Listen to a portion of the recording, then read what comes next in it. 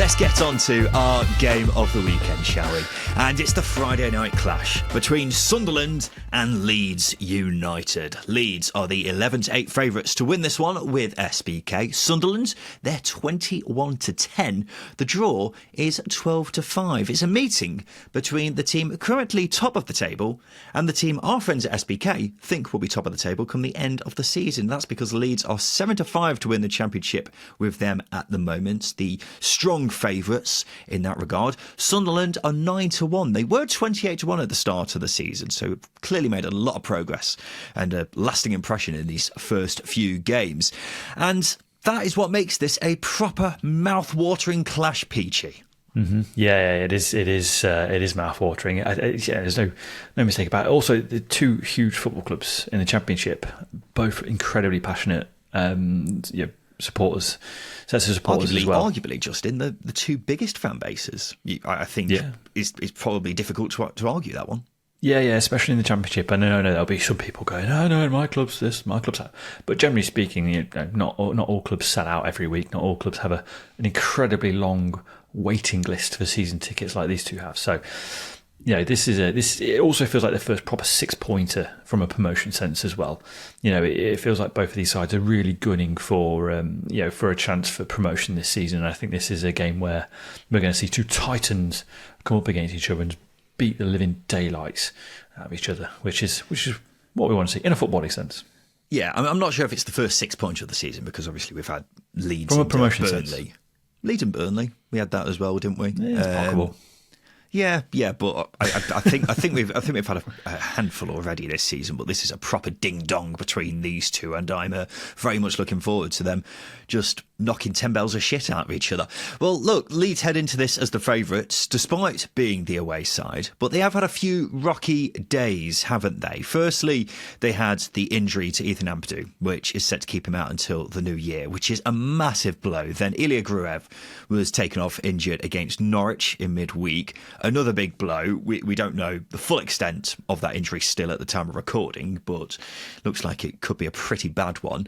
And then they didn't have the greatest of showings against Norwich either. So they definitely could be better placed heading into this one, couldn't they, Leeds? I think it's. I disagree that it wasn't the best showing against Norwich. I think they just came up against good opposition. That might set them up very well for this Sunderland game because they can play better, is what I'm saying, Justin. They can play better. Yeah, they can. Everything very literally in the last 24 hours. That's two recordings we've done. It's just I think it's quite easy to get carried away if they don't win every game.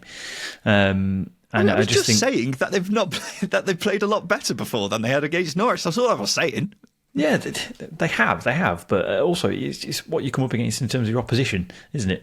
You got to measure the opposition that they're up against as well. Coventry did not offer a lot in their last win. Norwich offered more, and I think Sunderland are going to offer even more, which means Leeds aren't going to be able to get into their full flow that we expect them to. And Sunderland are a good side; they're going to make it difficult. But I think the Ethan Ampadu injury, as we were speaking about in our midweek show, that is the biggest problem for Leeds. I think it creates a problem defensively. And also in control, in possession for Daniel Farke's side. I do think he's pivotal in the system, absolutely pivotal. So it will be so interesting to see how Leeds will adapt without him, because I do think there's a lot of tinkering that will need to be done to mask the qualities that they're going to lose without Ethan Ampadu in the team. Yeah, Ayo Tanaka, who's the new lad that they've signed over the summer, has impressed so far in a Leeds shirt, but considering he's still new to the league and looks like he may be properly thrown in the deep end at this stage, it's quite the burden to have on his shoulders. But looking at Leeds as a whole, the word that feels the most apt with them is flat, I would say. We were discussing it yesterday. Leeds fans aren't too impressed with how they've been playing. They've not been bad by any means, but we've not seen too many examples of the swashbuckling side that we hoped they would be so far. Coventry was definitely an example of that. Other games, not so much. And I think Leeds will ignite at some point. It's more a case of when as opposed to if with Leeds, I think. And a great place to start would be at the Stadium in Light, but it's undeniably going to be tricky because we've got Sunderland here who are loving life right now, aren't they? They're top of the league, 4 wins from 4 at home, yet to concede a goal at the Stadium in Light this season as well. It is properly becoming a fortress there, isn't it? I think, you can sort of get hung up on the wins, but the clean sheets, keeping 4 clean sheets at home is probably the most important statistic here, especially when you're coming up against a promotion rival as well. Because what Sunderland have been showing is that they are defensively bloody good, and at home as well. They're going to be a difficult side to break down. That gives a lot of hope and a lot of motivation for the supporters as well to create a really unfavourable atmosphere from a Leeds perspective, an intimidating one, if you like. So I think the decibel levels are going to be up on this one. But as you say, Stadium Light is a fortress for Sunderland. They've been brilliant, ruthlessly efficient, both in front of goal and defending their own. And this is going to be a difficult task for Leeds. I think more impressively, for Sunderland at home as well, is they beat Burnley and they beat Middlesbrough. It's not like they've been coming up against teams that have been struggling, like a Cardiff, for example, or a Portsmouth, at home. They've beaten teams that you expect to be good for promotion. So, this is a game where you're going to open your eyes a little bit from a Leeds perspective, and you're going to have to be on it. You're going to have to be on it. Yeah, because it is going to be an intimidating atmosphere, isn't it? Because Sunderland fans will fully be aware of how big a game this is for them, and they'll try to make it intimidating. And the fact that it has become a bit of a fortress. Looks like teams are getting intimidated. It must be the Apprentice theme song, Justin, that they come out to at the start of the game. It's the Balearic anthems that they needed for a long time. Yeah. They had one of those light shows before the Derby game on Tuesday. Yeah. Are you a fan of them, Justin? Because it seems like everyone's doing them. But I saw Preston did one, I think, recently. You're just switching lights on and off, aren't you? I can do one right now if you want. Just this idea of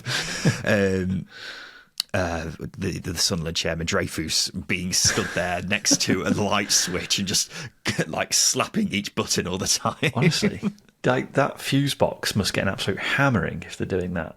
Makes me nervous. Mainly because you used to get bollocking from your parents for switching lights on and off all the time. Yeah, it feels like Blackpool Illuminations. There we go. Kind of thing. There we go. Yeah. Well, it is turning out to be a bit of a fortress at the Stadium in Light. And look, to be fair, Sunderland were given a good game by Derby in midweek, but they just kind of scurried them aside in the end, and it was by and large pretty comfortable from a Sunderland perspective. And that's just how confident they've been at home this season. Got to be said, the loss away at Watford last weekend, that was an unfortunate one, with Dan Neil giving away a stupid penalty right near the end when Sunderland were well on top. And ultimately, they're still looking good, are Sunderland, despite a couple of losses on the road recently. But the home form is really where they are a side to be feared. And I tell you what, Justin, if we're getting into how we think this game will go, I'm fancying a Sunderland win more than a Leeds one, I would say. I just think they've made the Stadium of Light such a difficult place to go, and I can see them fending off Leeds here. What do you think? Yeah, you'd certainly put your stakes on Sunderland a little bit more in this game, just because of form going into it. I know Leeds are in good form themselves, but I think for me it's just how pivotal Ethan Ampadu is, and obviously Gruev as well, in terms of dictating and controlling games, potentially missing both of your 2 key starter central midfielders. It's difficult, and also you lose a little bit of that shield that the defence thrives off as well. And that could well hand Sunderland a very talented, swashbuckling Sunderland side. They've got flair and technical quality in attack. They're going to ask a lot of questions of Leeds. And I think, as you say, with the clean sheets, the record at home, and Leeds missing key personnel for this game, it's probably a really bad time for Leeds to come up against Sunderland, especially at the Stadium of Light. It's probably a game that you'd want at Ellen Road to give you a little bit more confidence. But with this one falling at Stadium Light, it becomes a bit of a stomachache for Leeds. A bit uncomfortable. It really does. Yeah. It really does. It's in the interest of clarity, it's got to be said we're 8 games in now, and Sunderland were much better in their first 4 games than the 4 games we've had since. But they're still doing the business, particularly at home. That defence has been rock solid, and the holy trinity in midfield continues to run games despite their collective age, particularly Joe Bellingham.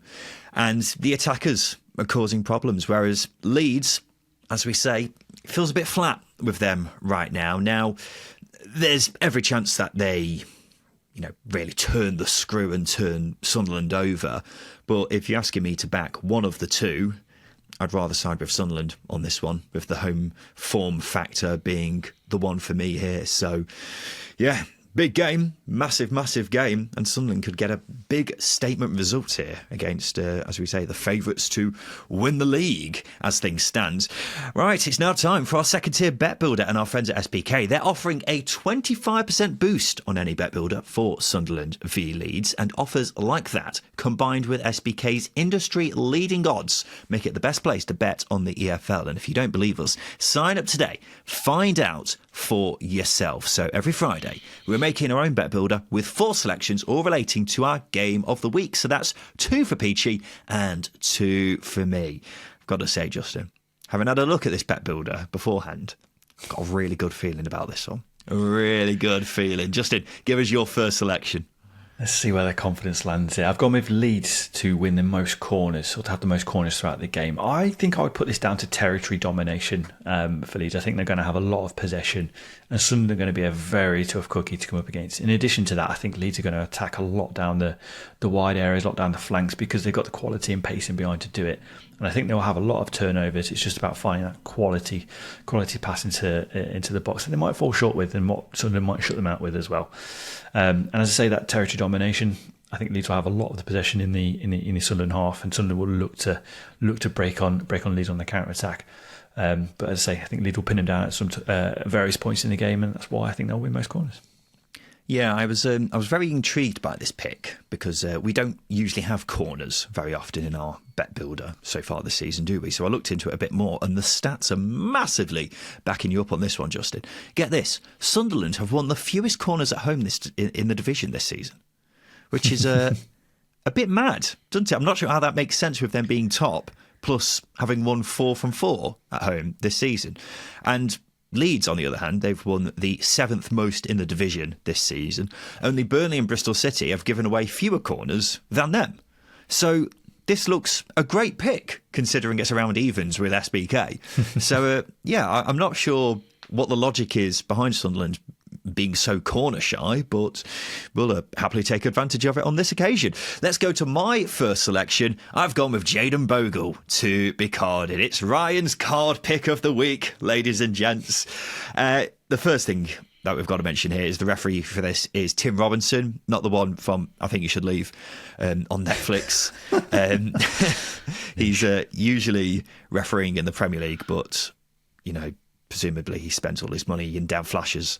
Old Timmy has been very card happy this season. He's been in charge of 4 games and given out 18 yellows, which is promising for anyone wanting to get involved in cards for this game.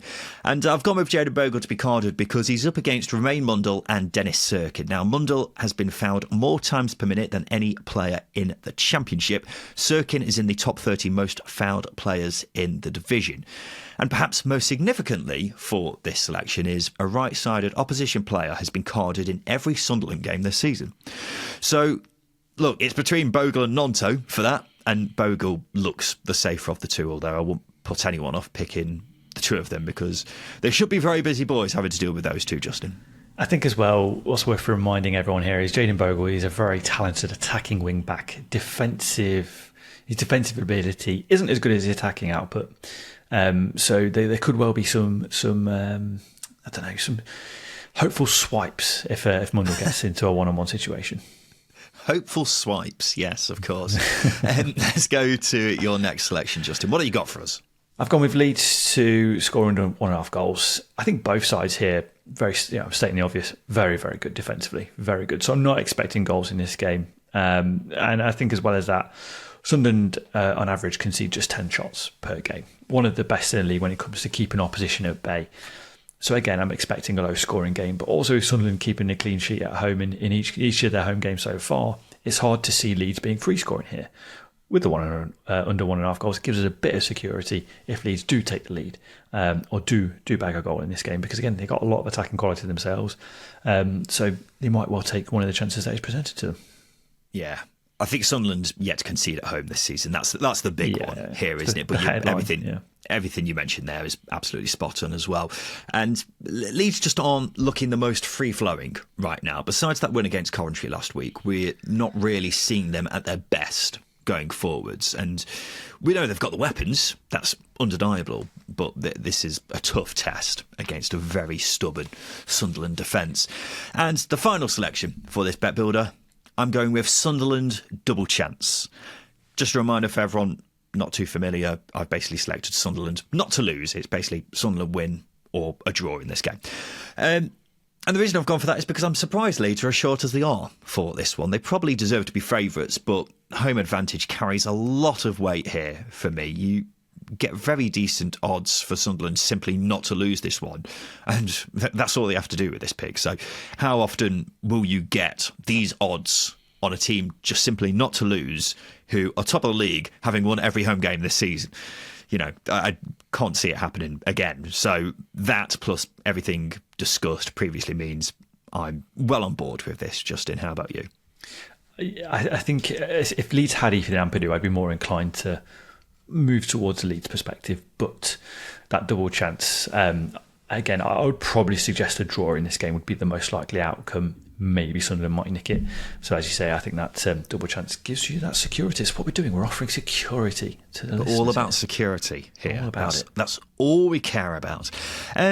So that's been our bet builder, and we've got Leeds most corners, Jayden Bogle to be carded, Leeds under 1.5 goals, and Sunderland double chance. And if you stick a £10 stake on that bet builder, it returns £110 thanks to SBK's 25% boost. But remember, if you don't fancy our bet builder with SBK, you can create your own bet builder from a range of markets. T's and C's apply, over 18s only, and please gamble responsibly. Justin, let's take a quick break, shall we? After that, we'll reveal our predictions for the weekend across the Championship.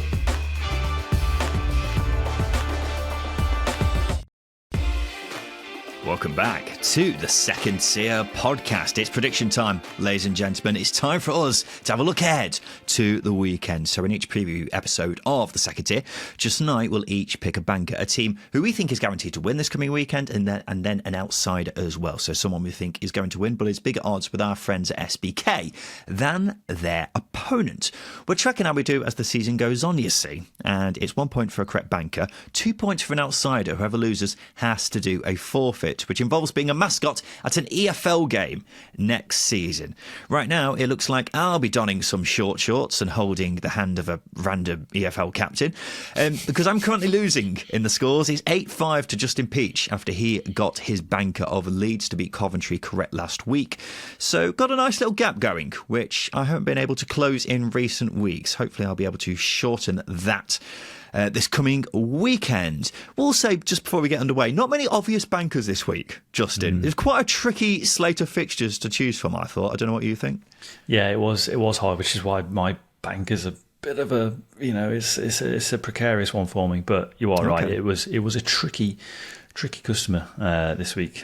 But it's the competitiveness of the Championship, and that's what makes this is why this scoring system is so important, because it just separates the expert from the non-expert. Exactly. I could not agree more, I think. Let's go on to your banker then, Justin. Let's hear it. I've gone with Norwich to win at home against Hull. I'm laughing nervously because Hull have had an incredible upturn in form, probably better form than Norwich, actually, which is why I was surprised to see Norwich as the favourites. 3 wins on the bounce for the Tigers have put them in a very nice position, but I do think they're vulnerable. I think they are vulnerable, especially when it comes to keeping opposition at bay. Looking at the data of the last 3 games, the last 3 wins, where they've been free scoring, by the way, Stoke have created chances, Cardiff created chances, QPR have created chances. The only thing missing in those games was decisiveness, control, and being clinical in front of goal. They're all the variables that Norwich do have. I think Hull have been, not to discredit any of their wins so far, I think they faced each of those three teams at a very good time. Stoke with a new manager, Cardiff having just sacked their manager, and obviously QPR going through a very bumpy spell at the moment. But Norwich actually in a very secure bit of form. They're looking very difficult to beat. They don't need to be liquid going forward to put chances away. Boy Size is in form. Josh Sargent is also looking very effective. Kenny McLean is pinging passes in behind defences at the moment. He's looking great in the midfield. There's a lot of opportunity here for Norwich, which is why I'm siding with them. Obviously, as well, Carrow Road, home advantage, is a big one for me. Sorry, for a lot of that, I thought you were talking about Norwich being vulnerable. I was like, hang on, you picked them as your banker. Got very confused there. But yeah, Norwich are looking very good right now, particularly at home. Not lost at Carrow Road in the league for nearly a year. Mm-hmm. And unlucky not to beat Leeds in midweek. And Hull, look, they have been on fire recently, but anything other than a loss would be a great result for them here if we're being honest. Mm-hmm. Having said that, 10 goals in the last 3 games. Yeah. Not bad going, is it? And the most remarkable thing is those 10 goals have been scored by 8 different players. Mm-hmm. Now, one of them, I will admit, his own goals, the most deadly of all players. But it shows that Hull have got lots of different ways of hurting someone like Norwich, and that's what Norwich have got to guard against here, isn't it? You know, they've got to stay on their toes to deal with this Hull side who have been firing on all cylinders recently. Yeah, it's an awkward one for Norwich because, as I say, Hull have been in free scoring form. They've been incredibly clinical. The likes of Casey Palmer have really impressed.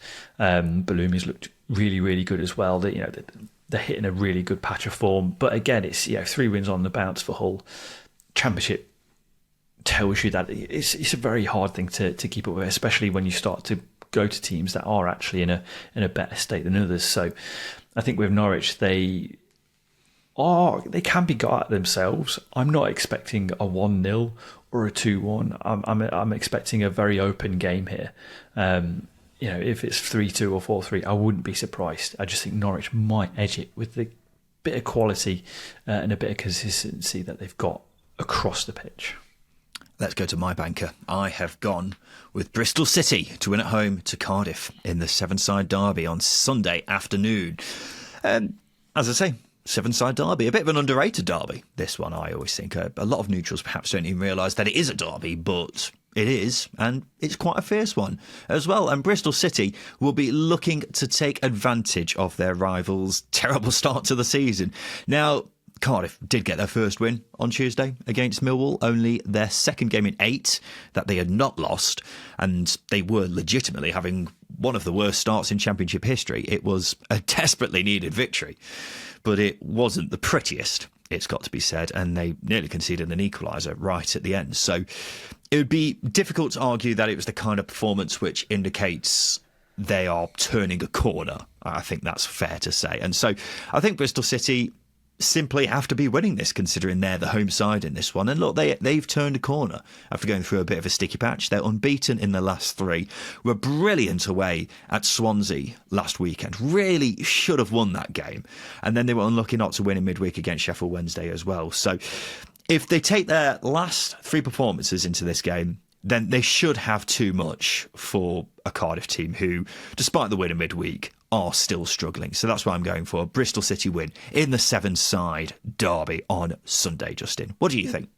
Derby games make me nervous. Everything makes you nervous. You're always talking about, this one makes me nervous. That's what you say in pretty much every episode nowadays. But derby games make me nervous. Would you not expect a tougher game from the Bluebirds, considering that they did win their last fixture? Omo Risa wants the job. And also, the only game that Cardiff turned up in this season under Errol Bullitt was the South Wales derby against Swansea. The last 20 minutes, we should say. Maybe not the first 70 minutes. But they turned up. I see your point. But does that not make you nervous going into this one? Yeah, I mean, derbies always are a bit of a tricky one when it comes to this, because the old adage is, from my big box of cliches, that... Is it big box of cliches or is it the bucket of cliches? Both can hold cliches, so either or. Yeah. Suitcase of cliches. I think it's bucket of cliches. I've only been doing this for like 3 years now. that running joke, but that is something that does ring true quite often in the Championship, where form does go out the window. So with that being said, it does give me a bit of concern. But if you're putting it simply, these two side by side, looking at the form, looking at how they've done so far this season, looking at the general strength of the squad, Bristol City tick a lot of boxes over Cardiff in that regard. So there should be a win, but they have somewhat been their own worst enemy in the last couple of games, which they probably should have won. But otherwise, I'm not too worried ahead of this one just now. I think this was definitely the one that stood out to me as the best banker of the weekend. It's one of those where I probably wouldn't have gone near it because derbies make me nervous. Yes. But you are right in terms of form. This is probably the easiest one to predict. That being said, Bristol City are inconsistent. So over their 8 games so far this season. So I think that's the only thing that would play in my mind here. But Cardiff have been hopeless. They were less hopeless in midweek. Will they be hopeless on Sunday? Who knows? Who knows? So there are mine and Justin's 2 bankers for this weekend, and every week we combine these 2 selections with a bet on the full-time result of our game of the weekend to create our very own second-tier featured multiple with SBK. So this week we're going for Bristol City and Norwich to win and Sunderland double chance. A £10 bet on that returns £55. With SBK, you can create your own multiple with 3 or more bets on the full-time result of any game from across the Championship. T's and C's apply, over 18s only, and please do gamble responsibly. You know what time it is, ladies and gents. It's outsider time. Let's hear what you got for me, Peachy. Here we go. I've gone bold this week. Plymouth. I was going to make a joke about your headline then, but I won't bother.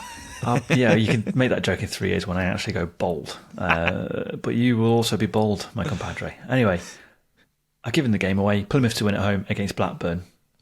Wow. What a turn. What a turnaround for us on the Second Tier podcast. Getting behind Plymouth, finally. We're fickle human beings on this podcast, and we will only back teams in form. That's the name of the game. Still fickle. That's the name of the game, ladies and gentlemen. Look, Plymouth at Home Park, been very impressive. And the win against Luton last week was an example of that, where they were very direct, very fast, very quick in the turnover in possession, which I think could cause Blackburn some issues. I do highly rate Rovers, and I think backing an outsider against them also suggests I do also really highly rate Blackburn. But I think if there's going to be a game where Plymouth can pick up points, it's going to be home games for starters. It's been sort of a theme of this episode. A lot of good home form. I think teams will find it naturally very difficult to play at Home Park this season, as I've alluded to in recent weeks. And also with Blackburn reeling from a heavy defeat in midweek, I think that will also play a part. So for me, I think Plymouth, again, I think it'll be a tight game. John Eustace will make it a tight game. But I think with the quality that Morgan Whittaker, Ibrahim Sissoko will possess, that's going to harm Blackburn. Yeah, I mean, Morgan Whittaker's not had a great start to the season, it's got to be said. But Ibrahim Sissoko, I've been very impressed by. But Plymouth look a very different beast at Home Park. It's got to be said. They are still giving away plenty of chances. Blackburn so far have been very clinical. It's got to be said. That's something that you can definitely say about them. Very, very clinical. And so if Plymouth are generous when it comes to giving away their chances again, then I won't be surprised if Blackburn punish them for that, Justin. So that would be a concern on if I were to be in your shoes right now. Am I right? Is that a concern for you? Yeah, look, Blackburn are a very good side. They've got some incredibly gifted players who are, as you say, taking their chances. But I think I mentioned it last week when I backed QPR to beat them as an outsider. I don't think Blackburn's run of form can continue. The data will suggest that as well. They can't win every game. Because they lost in midweek. So. Oh, there you go. I was already right. I'm already right.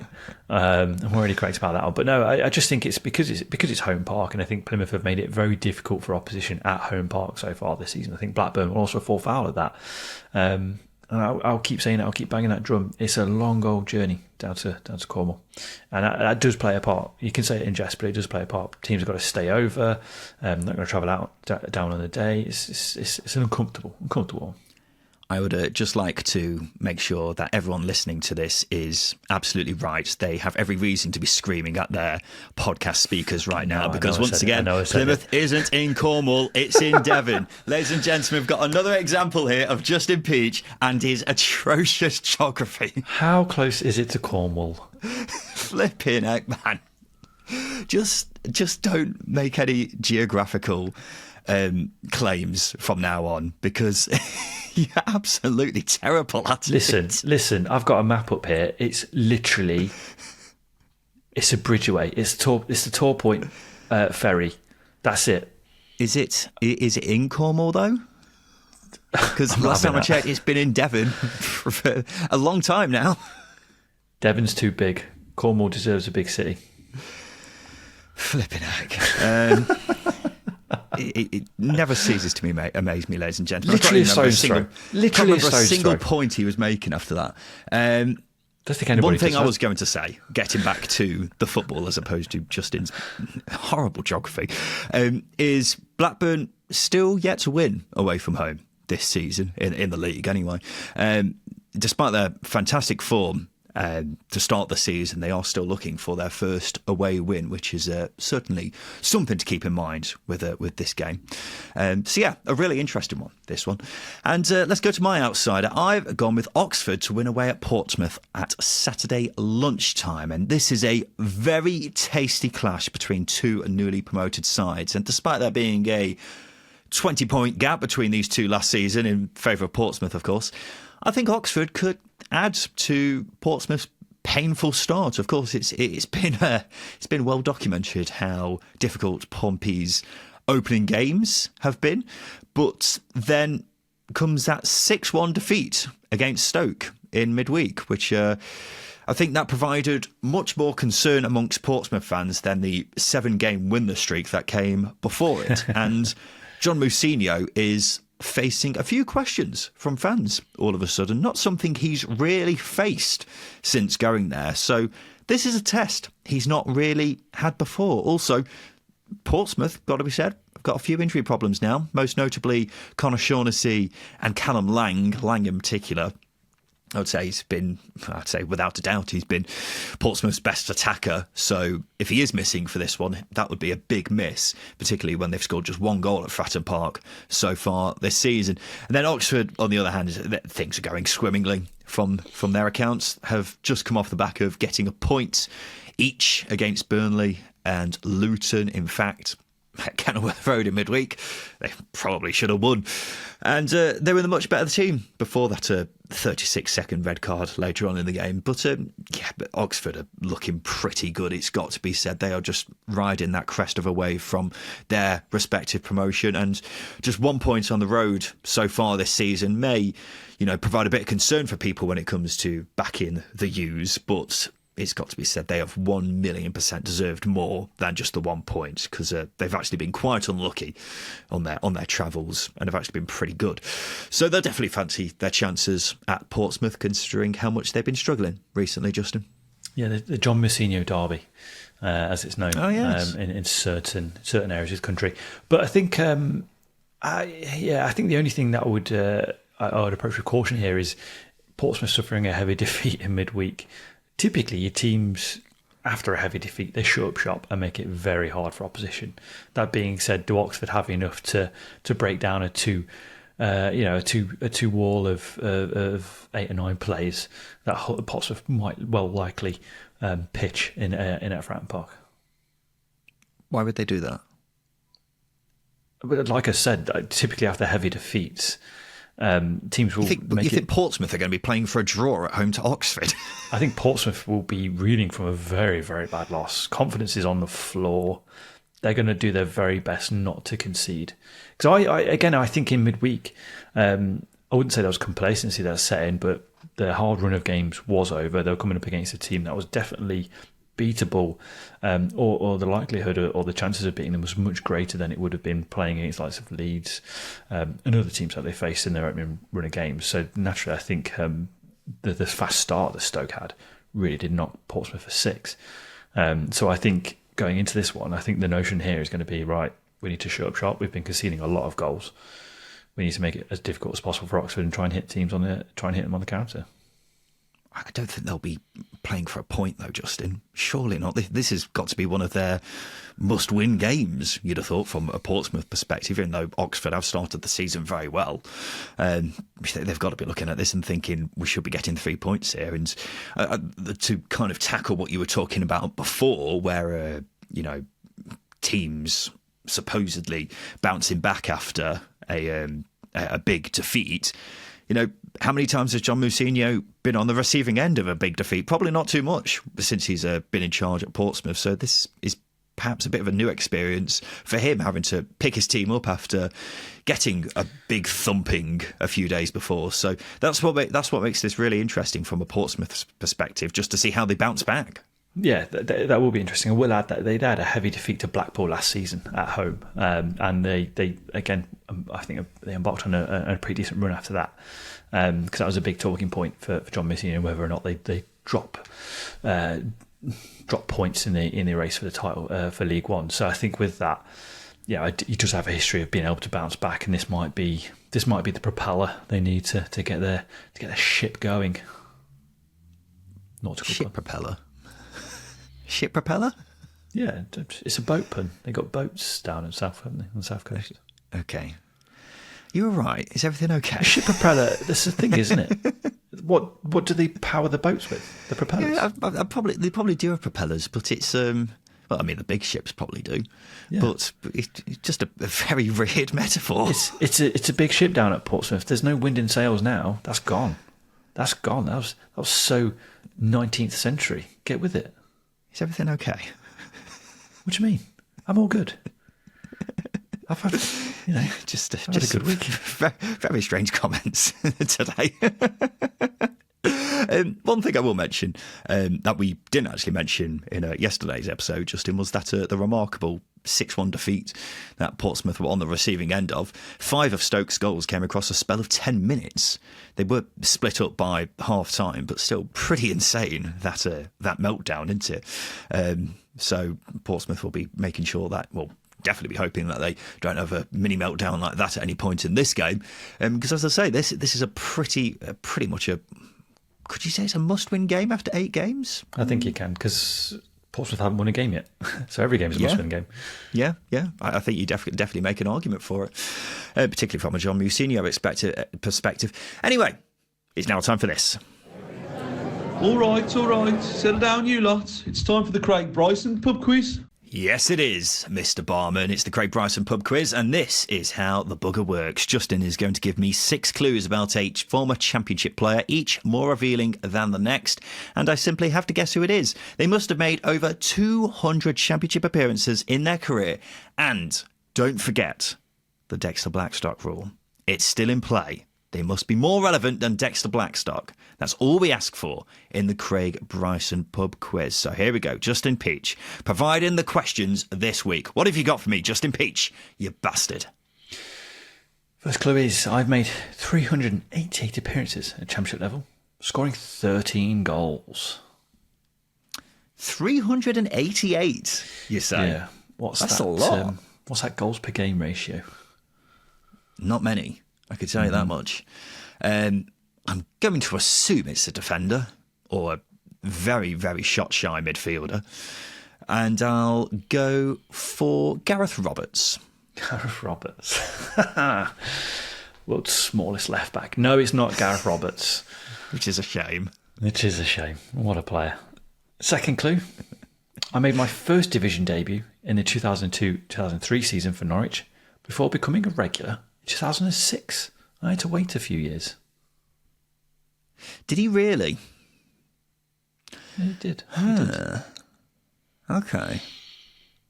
So he had to wait a few years after making his debut in 2002. Interesting. The fact that he's had a 3-4 year gap there and he's made nearly 400 appearances in the Championship is interesting. I will go with... I don't think the timelines match up with this, but I'll go with Adam Drury. Adam Drury. I think he was about 35 by the time Probably was. 2005 came along.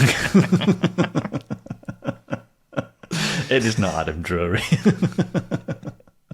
Good shout, though. Just choosing left backs at this stage. He's gone with a left back. Next clue is, I didn't drop below the Championship until I was 34. Ooh. When I signed for Lincoln City. You know what?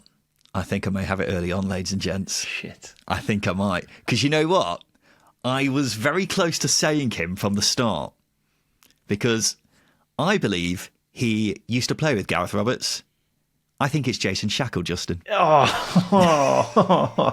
it is. Do you know what? I had literally just before I read the clues out, I swapped my third clue and my fourth clue around. So that one I just said was my fourth clue. Go on, what was the fourth clue? Oh, no, what was the third clue then? The third clue is I've won promotion to the Premier League with 2 different clubs, with both seasons being title-winning campaigns. Burnley and... Ooh. Is that Norwich? Yeah, it's Norwich, 03-04. He made appearances during that season. And Burnley was the other one, wasn't it? Yeah, Burnley. Yeah. Well, what's the fifth clue? The fifth clue is I've played for clubs in the Championship, including Doncaster, Gareth Roberts, Burnley, Millwall, Barnsley and Wolves. And Derby. You not mentioning Derby. I didn't want to say Norwich and Derby. I've already said Norwich, but I didn't want to say Derby because I think that's a big giveaway. Yeah. And last one. I was bizarrely once accused by Sean Morrison of having a small penis.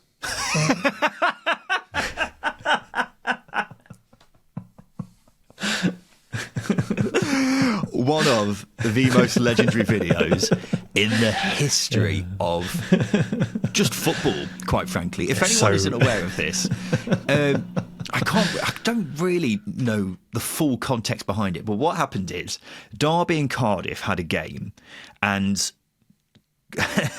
Derby postponed the game for snow, in quotation marks, and there wasn't any snow, let's be honest. It was a pitiful amount of snow. It was the areas around Derby. It was a big promotion battle at the time, and Cardiff were very annoyed about it being called off. So what happened is Sean Morrison recorded a video in what I think was a minibus or a taxi. Yeah.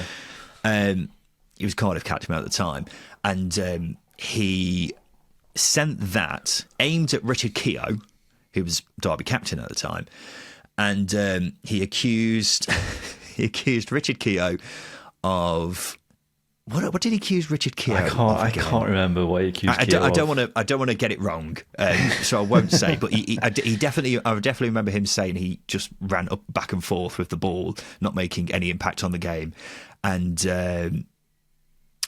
Pearce, what's the old Alex Pearce, who apparently really, for the lack of a better term, brown-nosed Richard Keogh, apparently, according to Sean Morrison in that video. But anyway, the long and short of it is that video got out and is still doing the rounds to this day. It is iconic in terms of, championship level iconic videos for me, Justin. Yeah, it's just so random. Like a hate track of yesteryear, isn't it? It was Diss track, yeah, that's the one. It was just, it's just so random. It's but just so good. Jason Shackle's just sat in the back like, why did I get picked on? Yeah. Jason Shackle was a good player as well, actually. He was. He perhaps should have had a better career than he did, I think. I don't think he played for the clubs he probably should have played for. I think he dropped down at the right time, like going on loan to Doncaster. He's moved to Barnsley, sort of reignited him, and then he went to Derby, did really well. Then went to Burnley, did really well. And then went back to Derby for a big money move for about 32, 33-year-old. And then it was just injuries and poor form after that. Yeah, that sounds about right. But there you go. Jason Shackle, the answer to this week's Craig Bryson pub quiz, ladies and gents. And this has been the Second Tier Preview Show, brought to you by SBK. We'll, of course, be back again on Sunday to go through all the weekend's action across the Championship before we have another poorly timed international break. So make sure you tune in then for that. And we look forward to seeing you then, because this has been the Second Tier Podcast. I've been Ryan Dilks. I've been Justin Peach. And a big thank you for listening.